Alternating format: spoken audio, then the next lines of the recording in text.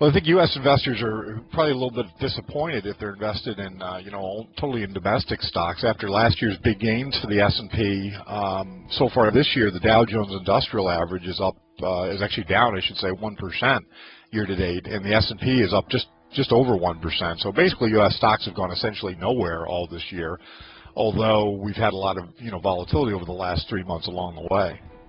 On the other hand, if you look at some of the best performing markets, they're the worst markets from 2013. Commodities and emerging markets, for example, turned in horrible performances a year ago, but they're both among the leaders in terms of performance so far this year.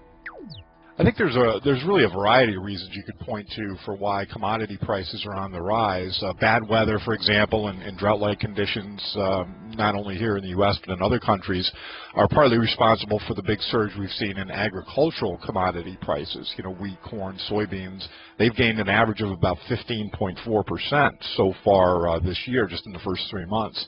But mainly, I think a lot of these markets, commodities in general, gold in particular, and some of the grains were just too oversold last year, and so they were really overdue for a rebound, which we're seeing now.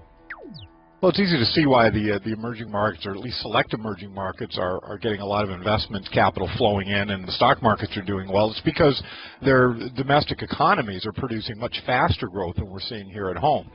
For example, emerging markets in general are on pace to expand their economies about 5% this year, GDP growth. Now, that may not sound like much, 5%, but it's actually twice what the major developed economies, the U.S., Europe, and Japan, are expected to do this year.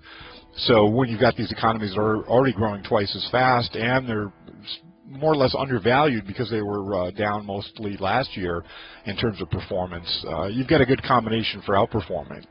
In particular, emerging Asian markets like China, India, Malaysia, the Philippines, among others, these countries are on pace to grow their economies 6 and 7% this year. So that's 2 or 3 times what the U.S. or Europe is going to grow. So it's easy to see why investors are attracted there.